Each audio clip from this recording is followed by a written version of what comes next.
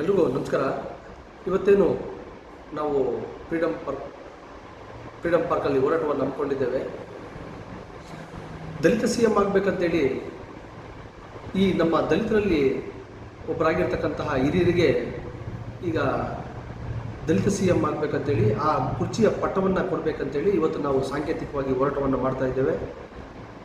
ಈ ಸಾಂಕೇತಿಕವಾಗಿದ್ದಂಥ ಹೋರಾಟಕ್ಕೆ ಹಲವಾರು ರಾಜ್ಯ ನಾಯಕರುಗಳು, ದಲಿತ ಮುಖಂಡರುಗಳು, ದಲಿತ ಪರ ಸಂಘಟನೆಗಳು, ಜಿಲ್ಲಾ ನಾಯಕರುಗಳು, ತಾಲೂಕು ಮಟ್ಟದ ನಾಯಕರುಗಳು ಎಲ್ಲರೂ ಸೇರಿ ಈ ಒಂದು ಹೋರಾಟವನ್ನು ಹಮ್ಮಿಕೊಂಡಿದ್ದೇವೆ.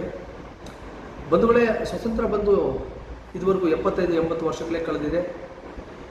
ಇಷ್ಟು ವರ್ಷಗಳು ಕಳೆದರೂ ಸಹ ಈ ದಲಿತ ಜನಾಂಗವನ್ನು ಈ ಪ್ರಸ್ತುತವಾಗಿ ಆಡಳಿತ ಮಾಡ್ತಾ ಇರ್ತಕ್ಕಂತಹ ಪಕ್ಷಗಳು ಬಹಳ ತುಚ್ಛವಾಗಿ, ಬಹಳ ಹೀನವಾಗಿ ಅಡಿಯಾಳಗಳಂತೆ ಮಾಡ್ಕೊಂಡಿರ್ತಕ್ಕಂಥ ಉದಾಹರಣೆ ಇದೆ.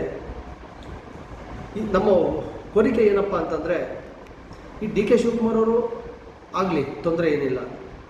ಅದಕ್ಕಿಂತ ಮುಂಚಿತವಾಗಿ ಈ ಒಂದು ಕಾಂಗ್ರೆಸ್ ಪಕ್ಷಕ್ಕೆ ಪ್ರತ್ಯಕ್ಷವಾಗಿ ಪರೋಕ್ಷವಾಗಿ ಸೇವೆ ಸಲ್ಲಿಸಿದಂಥ ಡಾಕ್ಟರ್ ಜಿ ಪರಮೇಶ್ವರ್ ಅವರಾಗಲಿ, ಇಲ್ಲ ನಮ್ಮ ಸೋದರ ಸಮುದಾಯವಾಗಿರ್ತಕ್ಕಂಥ KH ಮುನಿಯಪ್ಪನವರಾಗಲಿ, ಯಾರನ್ನು ಕೊಟ್ಟರು ನಮಗೇನು ಬೇಜಾರಿಲ್ಲ. ಎಲ್ಲರೂ ನಮ್ಮ ದಲಿತರೇ ಅಂದ್ಕೊಂಡು ನಾವು ಈ ಒಂದು ಹೋರಾಟವನ್ನು ಹಮ್ಮಿಕೊಂಡಿದ್ದೇವೆ. ಈ ಹೋರಾಟದಲ್ಲಿ ನಾವು ಕಾಂಗ್ರೆಸ್ ಸರ್ಕಾರಕ್ಕೆ ನೇರವಾಗಿ ಆಗ್ರಹಿಸ್ತಾ ಇರ್ತಕ್ಕಂಥದ್ದು ಏನಪ್ಪ ಅಂದರೆ, ಈ ಮುಂದಿನ ಚುನಾವಣೆಗಳು ಬರ್ತಾ ಇದೆ. ಯಾವಪ್ಪ ಅಂದರೆ ತಾಲೂಕು ಚುನಾವಣೆ, ಜಿಲ್ಲಾ ಪಂಚಾಯತ್ ಚುನಾವಣೆ, ಗ್ರಾಮ ಪಂಚಾಯತಿ ಚುನಾವಣೆಗಳು ಬರ್ತಾ ಇದೆ. ಈ ಚುನಾವಣೆಗಳಲ್ಲಿ ನಾವು ತಕ್ಕ ಉತ್ತರವನ್ನು ಕೊಡ್ತೇವೆ.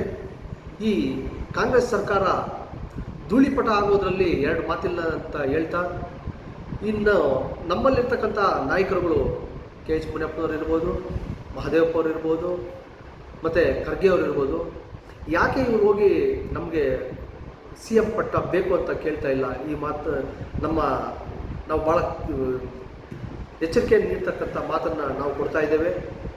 ಮುಂದಿನ ದಿನಗಳಲ್ಲಿ ಏನಾದರೂ CM ಪಟ್ಟವನ್ನು ದಲಿತರಿಗೆ ಕೊಡಲಿಲ್ಲ ಅಂದರೆ ಕಾಂಗ್ರೆಸ್ ಪಕ್ಷವನ್ನು ನಾವೆಲ್ಲ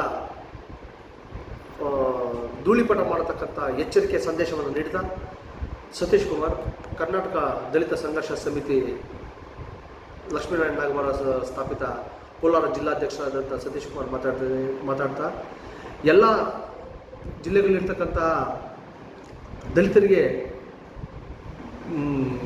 ಇಡೀ ರಾಜ್ಯದಲ್ಲಿರ್ತಕ್ಕಂತಹ ದಲಿತರಿಗೆ ಹೋರಾಟವನ್ನು ಕರೆ ಕೊಡ್ತಾ ನನ್ನ ಮಾತನ್ನು ಮುಗಿಸ್ತಾ ಇದ್ದೀನಿ.